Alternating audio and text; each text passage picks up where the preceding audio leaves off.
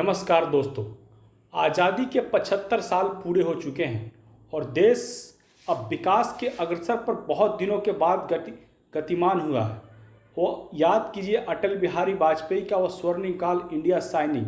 भले ही एनडीए दोबारा सत्ता में नहीं आ सकी, उसका खामियाजा देश को भुगतना पड़ा और 2004 से 2014 के बीच जो अस्थिर एक सरकार मिली जिसने हिंदुस्तान को पूरी तरीके से बर्बाद कर दिया, इकोनॉमी से लेकर के हर चीज़ें पर इंडिया को कमज़ोर किया।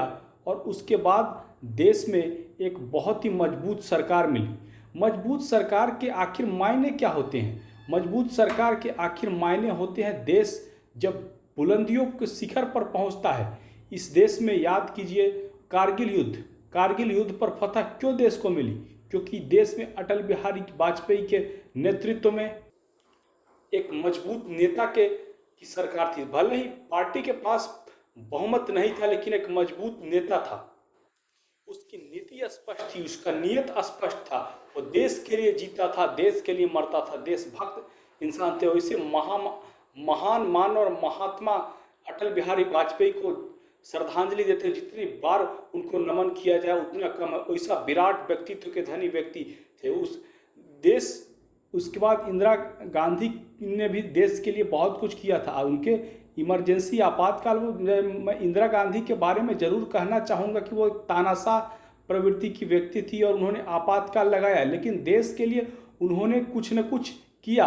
देश 1971 में पाकिस्तान के 2 टुकड़े करने में भी उनका हाथ है। पीवी नरसिम्हा राव को भी सराहनीय योगदान है। लेकिन उसके बाद की जो गांधी परिवार के सदस्य, उन्होंने देश के लिए कोई बहुत सारे विकास के महत्वपूर्ण काम नहीं किए। अगर देखा जाए तो पंडित नेहरू के कमी के कारण आज देश का भारत में वीटो के रूप में संयुक्त राष्ट्र संघ में अस्थायी वाले 5 सदस्यों के रूप में स्थान नहीं मिल पाया।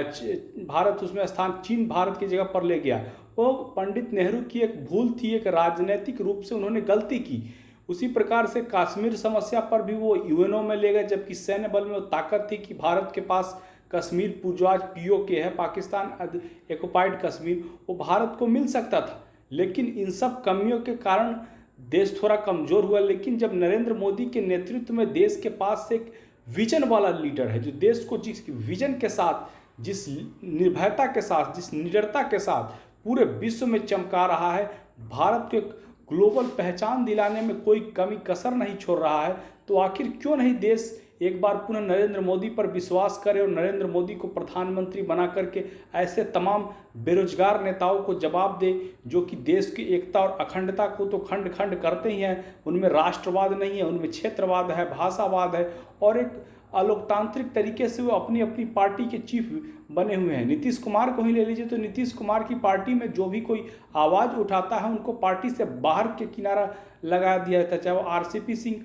हो या उपेंद्र कुशवाहा, जो भी नीतीश कुमार के खिलाफ बोलते हैं उन पर कड़ी से कड़ी कार्रवाई होती है। बाकी पार्टियों का क्या हाल है मैं उस पर बोलना नहीं चाहूँगा। इसलिए देश को मोदी की ज़रूरत है और मोदी 2024 में पुनः आएंगे। जय हिंद, वंदे मातरम।